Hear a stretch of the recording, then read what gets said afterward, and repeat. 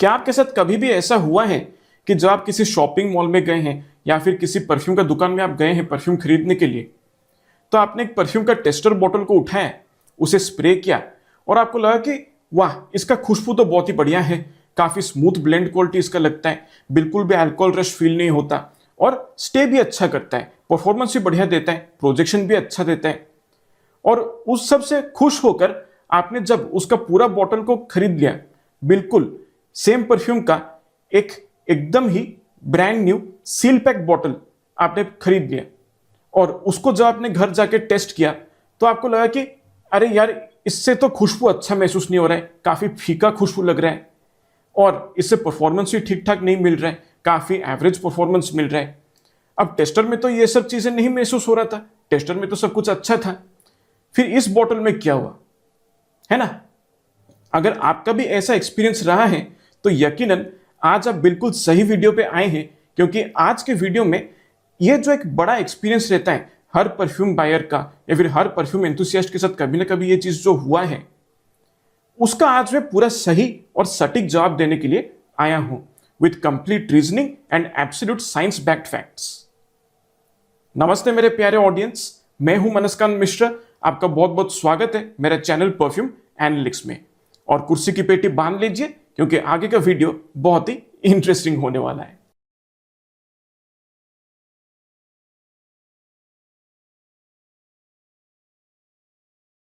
तो जैसे कि मैंने कहा, बहुत सारे लोग जो परफ्यूम्स के शौकीन हैं, जो फ्रीक्वेंटली मॉल्स को जाते हैं या फिर परफ्यूम शॉप्स को जाते हैं, परफ्यूम्स को टेस्ट करते हैं, उन्हें खरीदते हैं, उन्हें फ्रीक्वेंटली इस्तेमाल करते हैं, तो जब आप परफ्यूम का टेस्टर बॉटल को पिकअप करते हैं और उसे स्प्रे करते हैं तो शायद आपका रिएक्शन कुछ ऐसा होता होगा।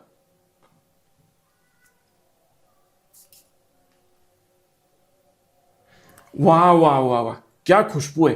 उफ, वाह, बहुत ही स्मूथ खुशबू, बिल्कुल ही मतलब अल्कोहल रश फील नहीं होता है, एकदम बढ़िया लगता है। और खुशबू यहां तक भी आ रहा है, मतलब प्रोजेक्शन काफी अच्छा है, परफॉर्म अच्छा कर रहा है,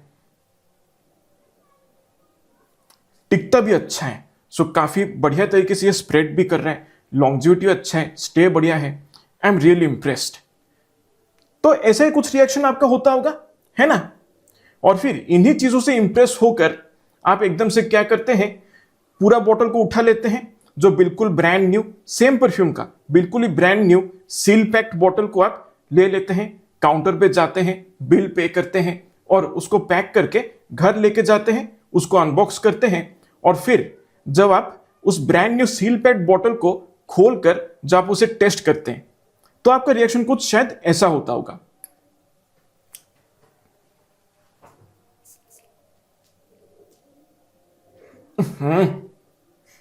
है, ये क्या है? ये तो बहुत ही फीका खुशबू लग रहा है इसका। टेस्टर में तो ऐसा फील नहीं हो रहा था, टेस्टर में तो बढ़िया महसूस हो रहा था और यहां पर अल्कोहल तो मेरे नाक के बाल जला चुका है।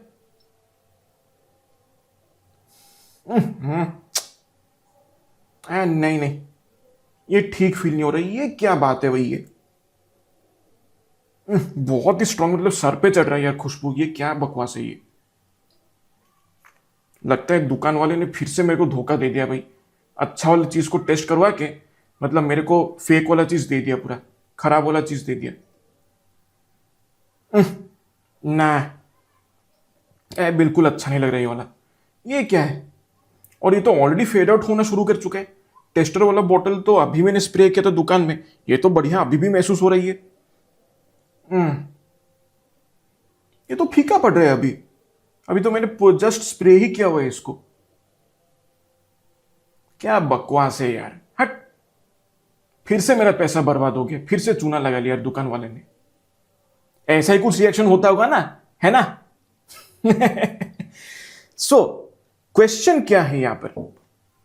ब्रांड वही, परफ्यूम वही, सेम कॉन्सेंट्रेशन है ऑयल का, लेकिन टेस्टर बॉटल और brand new seal pack bottle में ऐसा फर्क महसूस होता है। क्यों महसूस होता है? अब जब लोग ऐसा चीज एक्सपीरियंस करते हैं ना, तो तरह तरह के अपने ओपिनियन बना लेते हैं। People in general when they experience this kind of stuff, they form their own kind of opinions about this. और फिर वो तरह तरह के रिव्यूअर से, इन्फ्लुएंसर्स से जब वो इस चीज के बारे में पूछते हैं ऑनलाइन, तो कुछ गिने चुने रीजंस भी यहां पर मिलते हैं। ठीक है, तो अगर जनरल पीपल ओपिनियन और जो रिव्यूअर्स या इन्फ्लुएंसर्स ऑनलाइन अपना ओपिनियन देते हैं इसके बारे में, इन सबको अगर मिलाया जाए तो ले दे के गिन चुनकर 5 या 6 ओपिनियंस ज्यादा कॉमनली आपको सुनने को मिलेगा। ओपिनियन नंबर 1, शायद हमें फेक या नकली परफ्यूम मिल गया है, यह सबसे कॉमन है, राइट।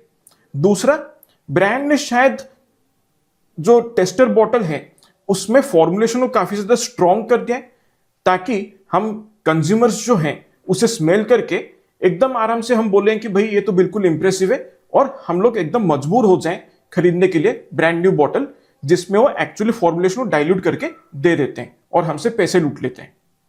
ये एक ओपिनियन लोग फॉर्म करते हैं। ओपिनियन नंबर 3 जो लोग फॉर्म करते हैं वो है कि यार ये तो बड़ा ही एक खराब बैच से शायद आया होगा, may be it's from a bad batch, and this is like one of the most frequent reasons that will hear from reviewers and influencers online. Opinion number 4, brands जो होते हैं वो क्या करते हैं, टेस्टर बॉटल्स के लिए कोई अलग सा एक सीक्रेट केमिकल कॉम्पोजिशन इस्तेमाल करते हैं जिसकी वजह से वो ज्यादा बेहतर महसूस होता है। लेकिन जो एक्चुअल बॉटल्स जो हमें बेचते हैं उसमें वो केमिकल कॉम्पोजिशन नहीं होता है, उसमें डाइल्यूशन काफी ज्यादा हो जाता है, इसलिए हमको उतना अच्छा परफॉर्मेंस नहीं मिलता है। ओपिनियन नंबर 5, फॉर्मुलेशन या तो बॉटल खराब हो गया है या फिर बिल्कुल एक्सपायरी वाला माल हमें दुकानदार ने बेच दिया है। ठीक है, सो यही गिने चुने 5 या 6 रीजंस या ओपिनियंस आपको सुनने को मिलेंगे तरह तरह के लोगों से, इन्फ्लुएंसर से और रिव्यूअर्स से। बट एक्चुअली क्या इनमें से कोई भी बात सच है? नहीं। सो टेस्टर बॉटल्स का अच्छा महसूस होना और फिर सेम परफ्यूम का बिल्कुल brand new seal pack bottles का खुशबू फीका महसूस होना, पुअर परफॉर्मेंस मिलना, स्ट्रॉन्ग अल्कोहल रश मिलना, इन सबके पीछे जो मेन विलन छुपा हुआ है ना वो है post filtration shock phenomenon. It is abbreviated as PFS in the world of perfumery. ठीक है, अब आपने अगर मेरा पिछला वीडियो देखा होगा जहां पर मैंने परफ्यूम मैसेशन के बारे में बात किया था, वहां पर मैंने बहुत ही ब्रीफली PFS के बारे में बात किया था। ठीक है, लेकिन उसके पीछे जो अंडरलाइंग साइंस है वो मैंने बिल्कुल भी एक्सप्लेन नहीं किया था। मैंने बोला था कि उसके ऊपर मैं एक सेपरेट वीडियो बनाऊंगा, तो ये वो वीडियो है, राइट। सो आज के वीडियो में हम प्रॉपरली समझेंगे कि भाई पोस्ट फिल्ट्रेशन शॉक वाला फेनोमेनन क्या होता है, वो क्यों होता है और उसको ओवरकम कैसे किया जाए, और उसके सिम्टम्स या साइड इफेक्ट्स कैसे हैं वो भी पता चल जाएगा। और साथ ही साथ एक पोस्ट फिल्ट्रेशन शॉक वाला स्टेज से गुजरता हुआ एक परफ्यूम जो है उसको एक खराब फॉर्मुलेशन वाले परफ्यूम से कैसे डिस्टिंग्विश किया जाए, उन चीजों के बारे में आज मैं आपको प्रॉपरली बताऊंगा। अब पोस्ट फिल्ट्रेशन शॉक फेनोमेनन, इस चीज को समझने से पहले हम कुछ बेसिक चीजों को ठीक से समझ लेते हैं। तो सबसे पहले हम ये समझते हैं कि एक टेस्टर बॉटल आखिर होता क्या है। अब देखिए, परफ्यूम जो ब्रांड्स बनाते हैं वो बहुत ही बड़े बड़े प्रोडक्शन बैचेस में बनाया जाता है। ठीक है, तो उस पूरा प्रोडक्शन बैच में जो बहुत सारे परफ्यूम बॉटल्स क्रिएट होते हैं एक साथ, उसमें से उस पूरे लॉट में से एक परफ्यूम बॉटल को आइसोलेट किया जाता है, उसको खोला जाता है और उसको स्प्रे करके टेस्ट किया जाता है।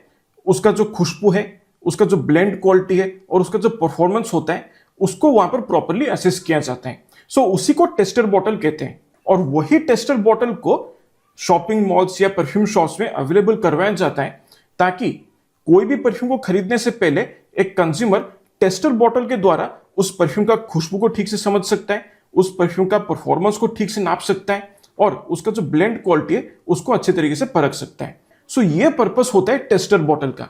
और टेस्टर बॉटल को लेकर बड़े सारे लोग कुछ मिथ्स पाल रहे हैं, उसको मैं अभी थोड़ा सा क्लियर अप कर देता हूं। पहली बात तो ये कि टेस्टर बॉटल में कोई भी अलग फॉर्मुलेशन नहीं होता है, ना ही कंपनीज जो होते हैं वो टेस्टर में फॉर्मुलेशन को स्ट्रॉन्ग कर देते हैं।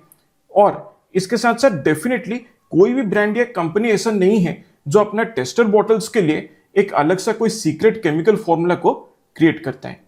ठीक है, सो ये कुछ बहुत ही बेसिक मिथ्स हैं अबाउट टेस्टर बॉटल्स जो एक्चुअली करेक्ट नहीं है। फिर टेस्टर बॉटल्स और brand new seal pack bottles में ये फर्क क्यों महसूस होता है, उसके लिए सबसे पहले आपको टेस्टर बॉटल्स के मैजिक को समझना पड़ेगा। क्या है वो मैजिक? सबसे पहले टेस्टर बॉटल को खोला जाता है, उसे रेगुलर बेसिस पे स्प्रे किया जाता है, और रेगुलर बेसिस पे स्प्रे होने की वजह से उसमें क्या होता है, बॉटल में जितना आप स्प्रे करेंगे आपका जो एयर है बाहर वो थोड़ा सा एंटर करेगा परफ्यूम जूस के अंदर, ठीक है। So frequently spraying a perfume will introduce more air into the perfume juice. So उसकी वजह से क्या होता है कि परफ्यूम जूस और एयर के बीच जो कांटेक्ट होता है वो ज्यादा बढ़ जाता है, right. The juice comes more in frequently in contact with the air that is present inside the perfume bottle. और एयर में होता है ऑक्सीजन। ऑक्सीजन क्या करता है, रिएक्ट करता है अपने परफ्यूम जूस के मॉलिक्यूल्स के साथ, जिसकी वजह से जो मॉलिक्यूल्स होते हैं वो ऑक्सीडाइज होने लगते हैं, और उसी को कहते हैं माइक्रो ऑक्सीडेशन साइकिल्स, जो कि परफ्यूम जूस में क्रिएट होता है। तो इन सब चीजों का नतीजा क्या निकलता है?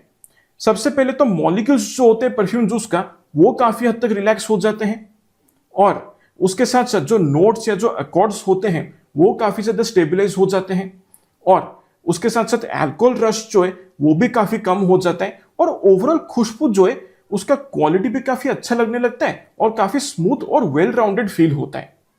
सो यही कारण है जिसकी वजह से टेस्टर बॉटल्स जो होते हैं वो अक्सर ज्यादा प्रीमियम क्वालिटी का महसूस होता है, ज्यादा लाउड महसूस होते हैं, ज्यादा स्ट्रॉन्ग फील होता है, और वो ज्यादा स्मूथ फील होते हैं, ठीक है।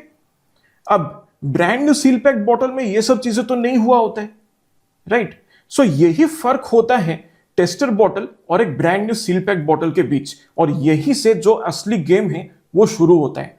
और इस गेम को ठीक से समझने के लिए हमें ब्रीफली सबसे पहले परफ्यूम का जो मैन्युफैक्चरिंग प्रोसेस है उसको थोड़ा सा समझना होगा।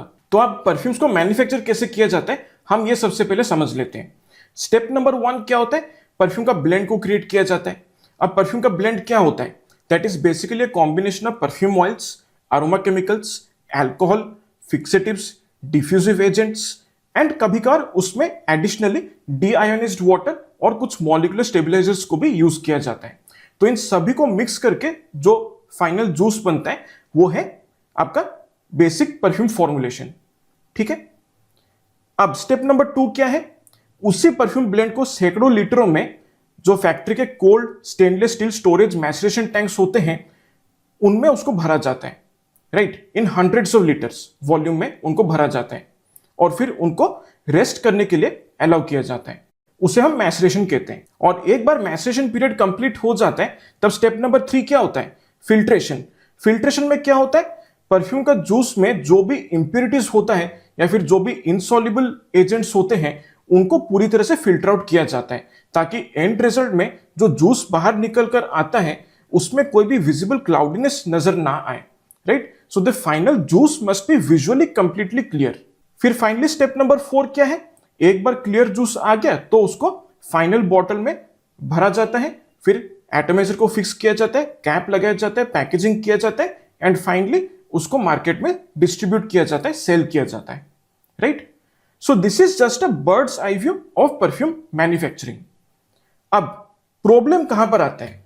प्रॉब्लम आता है स्टेप नंबर 3 में, दैट इज फिल्ट्रेशन स्टेज में। यही वो स्टेज है जहां पर हमारे कहानी का जो मेन विलन है ना, पोस्ट फिल्ट्रेशन शॉक, वो यहीं पर एंट्री लेता है।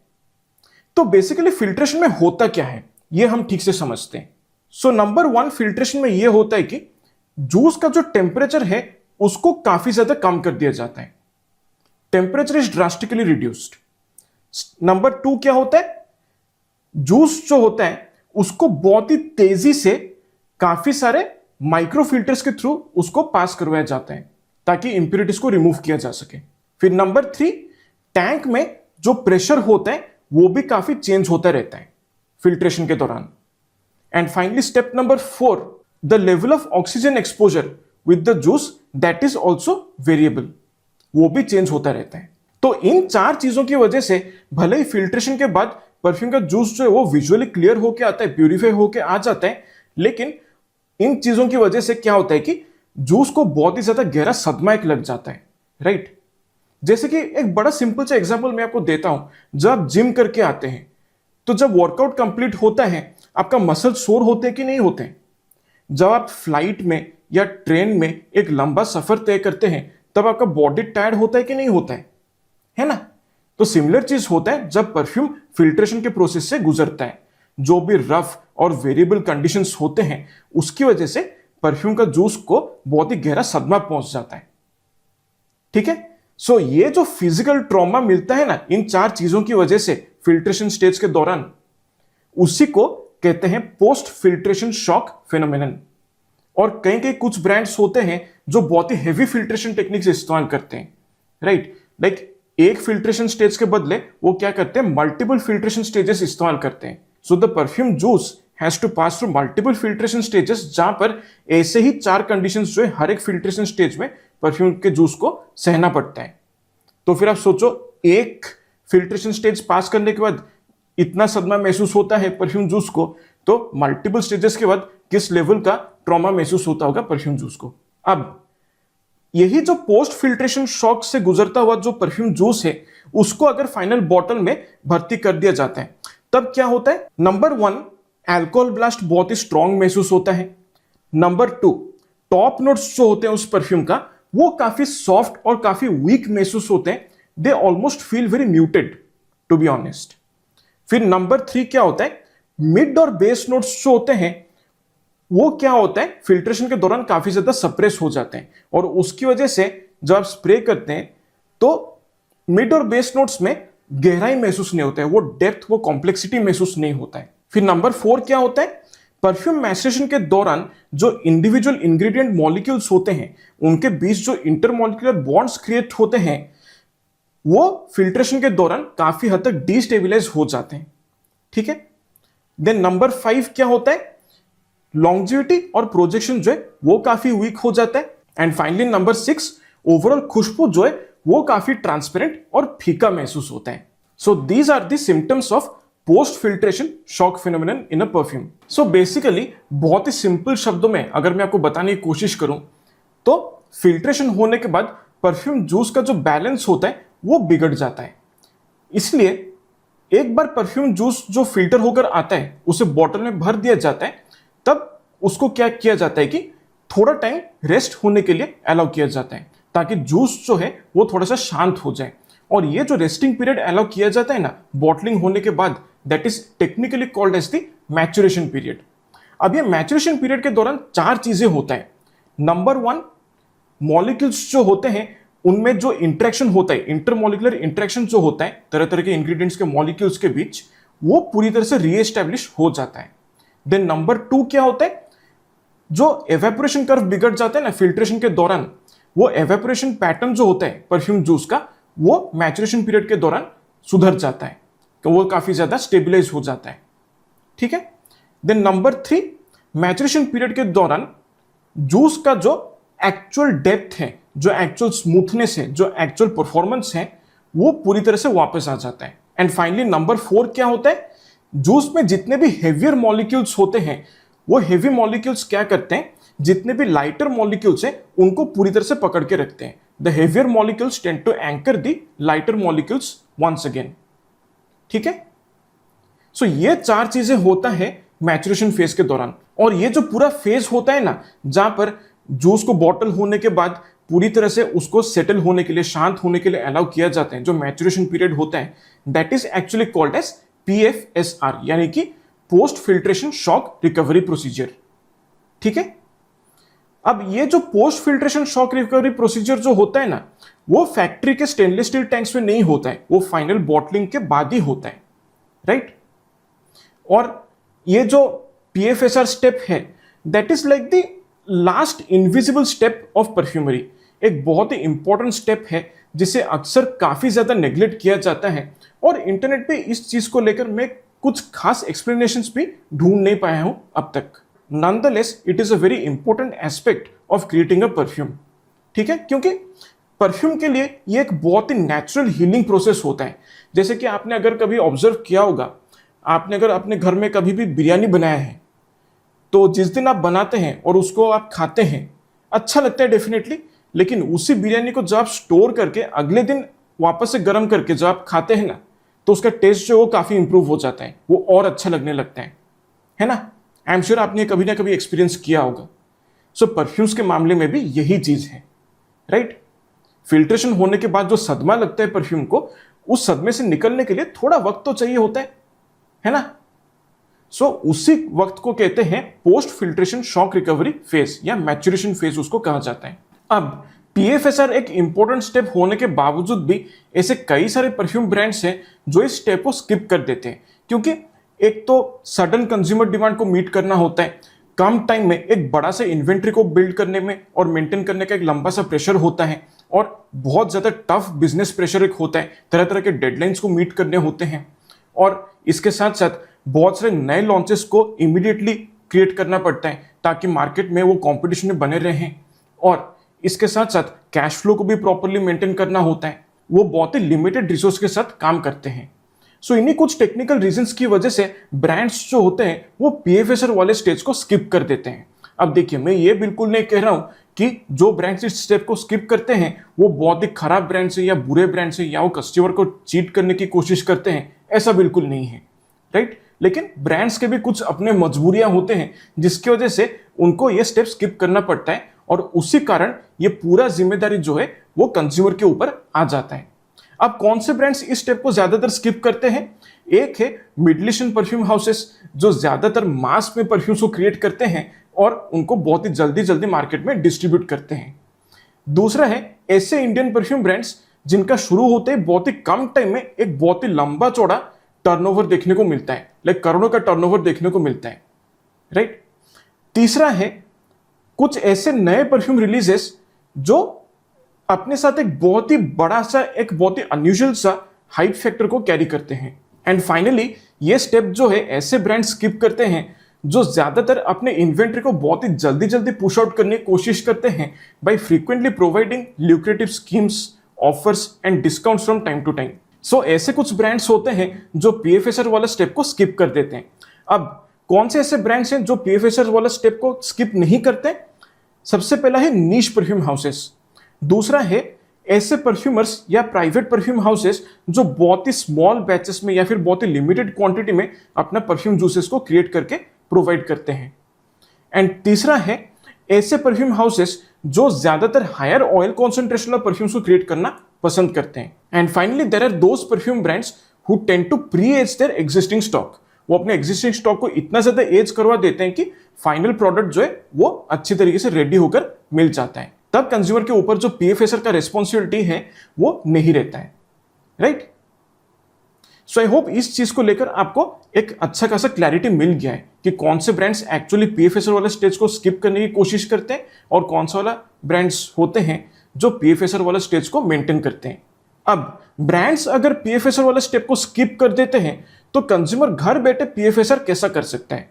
बहुत ही सिंपल तरीका है। सिंपल एक परफ्यूम बॉटल लीजिए जहां पर आपको पीएफएसआर करना है, उसका प्रॉपरली चाहे बेसिक एटमाइजर हो चाहे कंट्रोल्ड एटमाइजर हो, जो भी हो, अच्छे से 8 से 10 स्प्रेस पूरा प्रॉपरली निकालना है। Spray it on your clothes. 1 2 3 4 5 6 7 8 9 10, 8 से 10 ऐसे प्रॉपर स्प्रेस आप अपने क्लोथ पे निकाल दीजिए। फिर उसके बाद कैप को फर्मली बंद कीजिए एंड हीट, सनलाइट और ह्यूमिडिटी से कोसों दूर आप अपने घर में कोई भी एक डार्क ड्राई ड्रॉयर या कबर्ड में उसको छुपा दीजिए, ठीक है। That is it.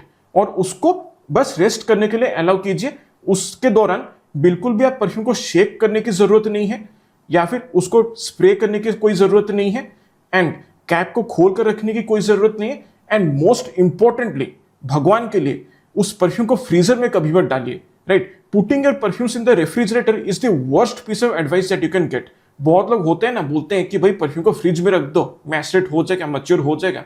That is nonsense frankly, ठीक है। इसके ऊपर भी मैं एक सेपरेट वीडियो बनाऊंगा where I will be completely debunking this myth about perfume maturation की फ्रिज में परफ्यूम बॉटल को रखने से वो पूरी तरह से मैचरेट हो जाता है। नहीं, that is rubbish frankly, okay. So अभी के लिए आप इतना जान लीजिए, अगर आप परफ्यूम बॉटल को फ्रीजर में रखते हैं तो you are literally strangling the neck of your own perfume. आप अपने ही परफ्यूम का गला घोट रहे हैं, ठीक है। So that's it. परफ्यूम को गलती से भी फ्रीजर में मत रखिएगा। सो इन्हीं स्टेप्स को अगर आप फॉलो करते हैं तो आपके घर में भी आपका जो परफ्यूम बॉटल है उसका भी पीएफएसआर स्टेज जो है वो कंप्लीट हो जाएगा। अब पीएफएसआर स्टेज जो होता है उसमें परफ्यूम को कितना देर तक रखना चाहिए, ये बेसिकली 3 फैक्टर्स के ऊपर डिपेंड करता है, right. So the time taken for PFSR basically depends on 3 factors. सबसे पहला है क्वालिटी ऑफ एल्कोहल, राइट। अगर एल्कोहल का क्वालिटी अच्छा है तो आपका परफ्यूम जो है वो शॉक से जल्दी रिकवर कर जाता है। अगर इंडस्ट्रियल ग्रेड एल्कोहल या फिर ग्रेन अल्कोहल जैसे यूज किया होगा ना, एक तो अल्कोहल का स्मेल प्रॉपरली महसूस होता है, एक रबिंग अल्कोहल एक स्पिरिट जैसे खुशबू एक महसूस होता है, और वो ठीक से आपके मॉलिक्यूल्स के साथ बॉन्ड भी नहीं करता है, और उसी वजह से क्या होता है कि जो प्रोसीजर होता है पीएफएसआर का वो और ज्यादा टाइम लेने लगता है। सो आपका अल्कोहल जितना प्योर होगा उतना कम टाइम लगेगा शॉक रिकवरी के लिए। फिर दूसरा फैक्टर जो होता है वो है type of ingredients that has been used.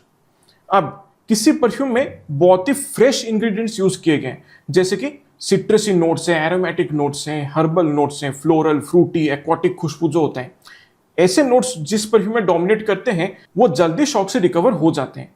लेकिन जिन परफ्यूम से हेवियर नोट्स यूज किया जाते हैं, जैसे कि ऊद, resin, balsamic notes, smoky notes, incensey notes, spices, woody notes etcetera, तब क्या होता है जो मॉलिक्यूल्स होते हैं वो बहुत ज्यादा हेवी होते हैं, इसलिए उनको स्टेबलाइज होने के लिए ज्यादा वक्त लगता है। इसलिए हेवियर मॉलिक्यूल्स या फिर हेवियर अकॉर्ड्स जो होते हैं जिस परफ्यूम में, वो ज्यादा टाइम लेता है शॉक से रिकवर होने के लिए। ठीक है। एंड फाइनली थर्ड फैक्टर जो है वो है ऑयल कॉन्सेंट्रेशन। अगर ईडीपी ऑयल कॉन्सेंट्रेशन को मैच्योर होने में या फिर पीएफएसआर होने के लिए उसको 1 से 3 हफ्ते लगता है, तो फिर आपका जो एक्स्ट्रा कॉन्सेंट्रेशन वाला परफ्यूम जो आता है उसको पीएफएसआर कंप्लीट होने के लिए मे बी 3 से 6 हफ्ते लग सकते हैं, right. So higher the oil concentration greater will be time taken for the completion of PFSR. So ये 3 फैक्टर्स है जिनके ऊपर पीएफएसआर पीरियड जो है वो डिपेंड करता है। ओके। और अकॉर्डिंगली उतना टाइम तक आपको वो परफ्यूम बॉटल को सेटल होने के लिए अलाउ करना पड़ेगा। Now that we have properly understood the concept of PFS and PFSR, अभी एक और बात है जिसमें काफी ज्यादा क्लैरिटी की जरूरत है, and that is the difference between maceration and shock recovery.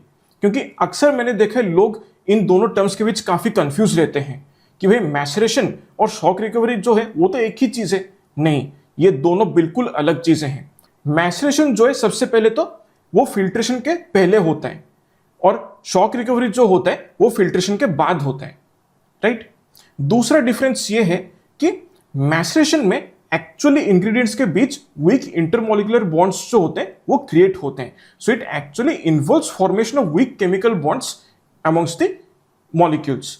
So this is basically a procedure of chemical molecular integration.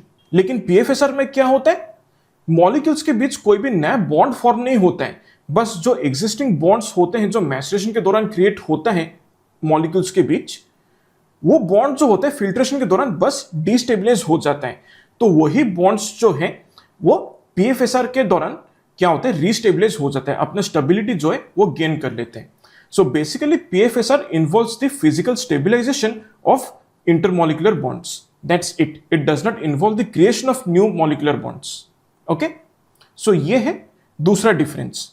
तीसरा डिफरेंस क्या है, मैसरेशन जो है वो फैक्ट्री टैंक्स में होता है, और पीएफएसआर जो होता है वो आपका फाइनल बॉटलिंग होने के बाद होता है। फाइनल परफ्यूम बॉटल में आपका पीएफएसआर जो है वो कंप्लीट होता है, राइट। और दोनों केसेस में जो कंडीशंस होते हैं, जो फिजिकल कंडीशंस होते हैं, टेम्परेचर, प्रेशर, वॉल्यूम, ये सब बिल्कुल अलग होता है, राइट। मैं पहले भी कह चुका हूं, never compare large volume chemistry with single bottle physics, right. इसलिए मैसरेशन और मैच्योरेशन दो अलग अलग चीजें होते हैं, क्योंकि बाउंड्री कंडीशंस जो है दोनों में बिल्कुल अलग होता है। एंड फाइनली जब हम ड्यूरेशन की बात करते हैं तो मैसरेशन अक्सर कुछ महीनों से शुरू करके कभी कभार कुछ सालों तक भी किया जा सकता है, लेकिन पीएफएसआर जो है वो सिर्फ कुछ ही हफ्तों या चंद महीनों की ही बात होता है, right. So maceration usually takes more time as compare to PFSR. So ये कुछ डिफरेंसेस है between maceration and PFSR. I hope इस चीज को लेकर अभी आपके अंदर क्लैरिटी आ चुका है। अब आते हैं इस वीडियो का फाइनल पार्ट में, जहां पर मैं आपको बताऊंगा कि एक परफ्यूम जो पीएफएस से गुजर रहा है और एक परफ्यूम जिसका फॉर्मुलेशन एक्चुअली खराब है, दोनों को डिफरेंशिएट कैसे कर सकते हैं। ठीक है, तो बहुत ही शॉर्टली अगर मैं आपको समझाने की कोशिश करूं, पीएफएस यानी कि पोस्ट फिल्ट्रेशन शॉक फिनोमेनन जो है वो एक टेम्पररी स्टेट की तरह होता है, लेकिन एक खराब फॉर्मुलेशन यानी कि बैड फॉर्मुलेशन जो होता है that is like a permanent design flaw in the composition. अब पीएफएस वाला परफ्यूम जो होता है वो काफी सप्रेस्ड महसूस होता है, बट उसका जो बेसिक बिहेवियर होता है, जिस तरह से एक परफ्यूम को बेसिकली बिहेव करना चाहिए, वो बिहेवियर वो मेंटेन करके रखता है, right? So the basic behaviour of a PFS perfume is typically correct, logically correct होता है। लेकिन when we are talking about a bad formulation itself, it simply smells strong and it smells very very weird। और जो कहते हैं ना कि भाई ये तो बड़ा अजीब लगता है और वो ठीक से बिहेव भी नहीं करते हैं, वो एक परफ्यूम का जैसा करेक्ट बिहेवियर होना चाहिए वो वैसे बिहेवियर को डिस्प्ले नहीं करते हैं। अब एक परफ्यूम का बिहेवियर करेक्ट है या नहीं है वो हमें कैसे पता चलेगा? इसके लिए कुछ बहुत ही अच्छे खासे श्योर शॉट टेस्ट से जो आप बहुत ही आसानी से कर सकते हैं। सबसे पहला है ओपनिंग बिहेवियर, यानी कि परफ्यूम को स्प्रे करने के 5 से 10 या 15 मिनट के अंदर आपको उसका बिहेवियर चेक करना है। अगर एक परफ्यूम पीएफएस से गुजर रहा है तो उसका सिम्टम्स क्या नजर आएगा? सबसे पहला यह है कि एक पीएफएस वाला परफ्यूम का जो ओपनिंग है उसमें एक तो स्ट्रॉन्ग अल्कोहल रश मिलता है जो थोड़ा सा सर पे चढ़ता है, बट जो नोट्स महसूस होते हैं ना, टॉप नोट्स, वो आप बहुत ही इजीली डिस्टिंग्विश कर सकते हैं। Right, you will be able to identify the top notes. लेकिन वो टॉप नोट्स में क्या होता है कि जो स्ट्रेंथ होता है वो थोड़ा सा कम होता है। आपको लगेगा कि the top notes are like very shy, they are very compressed, right, वो ठीक से प्रोजेक्ट नहीं कर रहे हैं, बहुत ही सॉफ्ट, वीक, बहुत ही मेलोड लगते हैं। Right, so that is the sign of a PFS perfume in the opening 5 minutes. और आपको कहने की इसका जो ओपनिंग है स्मेल करके ऐसा लगेगा कि भाई खुशबू तो बहुत बढ़िया है बट थोड़ा सा पावर की कमी लगता है। Right, so that means your perfume is in PFS state. अब खराब फॉर्मुलेशन यानी कि बैड फॉर्मुलेशन वाले परफ्यूम में क्या होता है, जो टॉप नोट्स होते हैं वो बहुत ही ज्यादा स्क्रीची महसूस होते हैं, उसमें कहने के एक केमिकल बिटरनेस थोड़ा सा महसूस होता है और मतलब बिल्कुल भी आप समझ भी नहीं पाएंगे कि भाई टॉप नोट्स जो हैं वो एक्चुअली क्या महसूस हो रहा है। It's like the notes will tend to clash with each other. It's like the notes and accords are trying to fight for your attention. Right, एक हार्मोनियस ट्रांजिशन बिल्कुल भी महसूस नहीं होता है टॉप नोट्स में। सो ये एक बड़ा साइन है खराब फॉर्मुलेशन का। और इसके साथ साथ जो अल्कोहल ब्लास्ट है वो इतना खतरनाक होता है कि मतलब नाक के बाल जला देगा, आपका सर दुखा देगा एकदम। And the whole composition just feels like a very synthetic mess overall. और आप कितना भी टाइम उसको सेटल होने के लिए अलाउ करें, वो उसका जो सिंथेटिक खुशबू है ना, जो सिंथेटिक हार्शनेस है वो बिल्कुल भी जाएगा नहीं। Right, so that is the sign of a bad formulation. So ये आपको स्टडी करना है ओपनिंग के 5 से 15 मिनट के अंदर। फिर नेक्स्ट आता है मिड नोट्स का बिहेवियर, जो कि आपको परफ्यूम के 20 से 60 मिनट के सेटल होने के बाद आपको पता चलेगा। Right, so the next 20 to 60 minutes में अगर आप परफ्यूम के बिहेवियर को प्रॉपर्ली स्टडी करेंगे तो वो होता है मिड नोट्स का बिहेवियर। एक परफ्यूम जो पीएफएस से गुजर रहा है उसका सिम्टम्स क्या मिलता है? सबसे पहली बात तो यह है कि मिड नोट्स जो है वो महसूस तो होता है लेकिन बहुत ही ज्यादा अंडरवेलमिंग लगता है। Right, under powered mid notes लगते हैं, ऐसा लगता है कि है तो सही मिड नोट्स उसके अंदर बट बहुत ही फीका महसूस हो रहा है। राइट, इट्स लाइक बहुत ही थिन, बहुत ही ट्रांसपेरेंट एक स्मेल होता है जो बहुत मतलब उभर कर बाहर नहीं आ पाता है। So that is the way you will feel the mid notes. लेकिन टॉप नोट से मिड नोट्स तक का जो ट्रांजिशन है वो स्मूथ होता है। Right, that will be completely correct. Top से मिड, मिड से बेस तक जो ट्रांजिशन रहता है ना एक पीएफएस वाला परफ्यूम में, वो बहुत ही स्मूथ रहता है। So that is how we define a logically correct behaviour of a perfume that is going through PFS. खराब फॉर्मुलेशन की अगर हम बात करते हैं तो पहली बात तो ये है कि जो टॉप नोट्स होते हैं ना वो एक बार चले जाते हैं तब अचानक से जो पूरा सेंट प्रोफाइल है वो कोलैप्स कर जाता है। मतलब मिड नोट्स महसूस नहीं होते हैं और बहुत ही मतलब अजीब सा सिंथेटिक हार्शनेस जो है वो बना रहता है। राइट, मिड नोट से लेके बेस नोट्स तक, टॉप नोट से लेके मिड नोट्स तक का जो ट्रांजिशन है वो बिल्कुल भी स्मूथ महसूस नहीं होता है। जो ओवरऑल सेंट स्ट्रक्चर है वो काफी हॉलो, काफी खोखला महसूस होता है। एंड कभी कभार आपको लगता है कि भाई मिड नोट से ये एक्चुअली क्या फील हो रहा है, means it will be very confusing to understand, like even for trained noses. मैं ये भी बोल रहा हूं, अगर एक सेंट कंफ्यूजिंग लग रहा है ना सेटल होने के बाद, इसका मतलब ये है कि the perfume itself is unable to understand what it is trying to become. तो फिर हम लोग क्या खाक समझेंगे? So that is the example of a bad formulation. Right, जो आपको मिड नोट्स में स्टडी करना होता है। फिर होता है ड्राई डाउन टेस्ट, जो काफी इंपॉर्टेंट होता है। एक परफ्यूम जो पीएफएस से गुजरता है उसका ड्राई डाउन में क्या सिम्टम्स महसूस होता है? देखिए, ड्राई डाउन में जो बेस नोट्स होते हैं वो काफी अच्छा महसूस होता है, काफी स्मूथ लगता है। और मैं कहूँ कि जो बेस नोट्स का स्ट्रक्चर है वो काफी फेमिलियर लगता है, right? It does not feel weird in any way. और जो बेस नोट्स होता है उनका लॉन्जिविटी शायद एवरेज हो सकता है, उनका अच्छा खासा लॉन्जिविटी शायद नहीं हो सकता, लेकिन महसूस होता है और शायद वो अच्छे से प्रोजेक्ट भी ना करते हो। So it's basically like the base notes are present but they not fully able to express themselves. वो उभर कर बाहर नहीं आ पाते, अपने को एक्सप्रेस नहीं कर पाते, right? So that is the sign of a perfume undergoing PFS. खराब फॉर्मुलेशन में क्या होता है, बेस नोट्स जो है वो बड़े अजीब लगते हैं।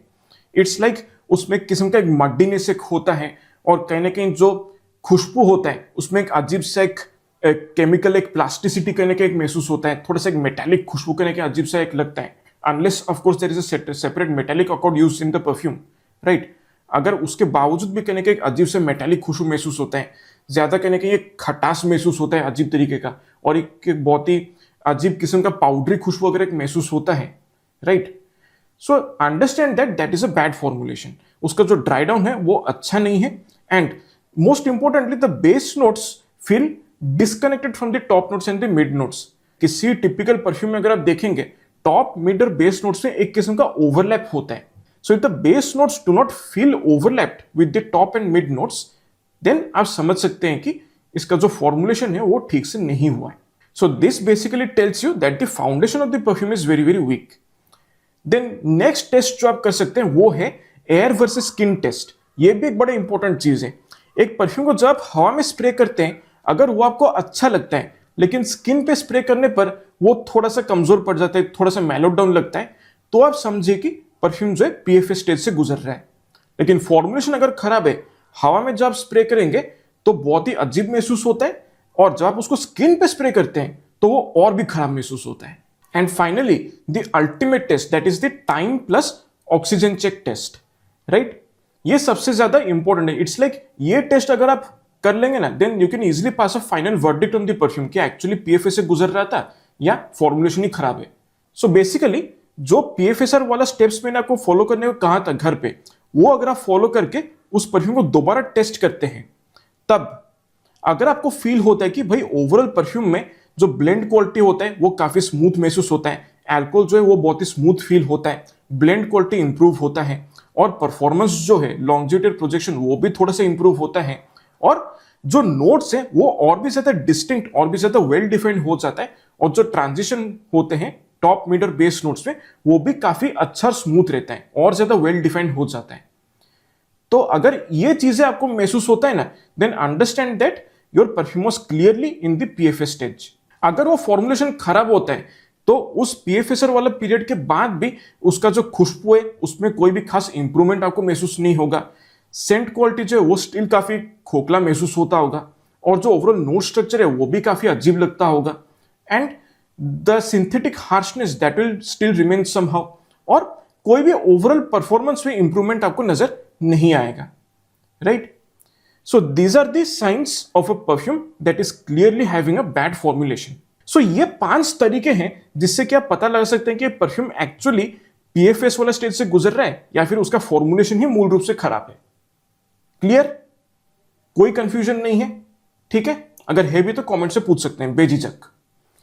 So finally I would say that, बहुत ही सिंपल शब्दों में, if a perfume feels well designed yet underpowered, then know that it is going through PFS. If a perfume just smells wrong and feels poorly designed and still retains its rough edges after allowing it to settle down for a good amount of time, then understand that it's a bad formulation. और एक बहुत ही सीधी सी बात है, एक PFS वाला perfume को जो है उसे फिक्स किया जा सकता है, shock recovery is fixable, but एक परफ्यूम जिसका मूल रूप से फॉर्मुलेशन ही खराब है उसे किसी तरीके से फिक्स नहीं किया जा सकता। So finally this is the complete concept of post filtration shock and post filtration shock recovery procedures, right? I hope अभी आपके दिमाग में ये कंफ्यूजन तो पूरी तरह से मिट चुका है कि टेस्टर बॉटल्स जो है वो इतना अच्छा क्यों स्मेल करते हैं, जबकि सेम परफ्यूम का बिल्कुल brand new seal packed bottle हम लाते हैं तो वो बहुत ही फीका स्मेल करता है।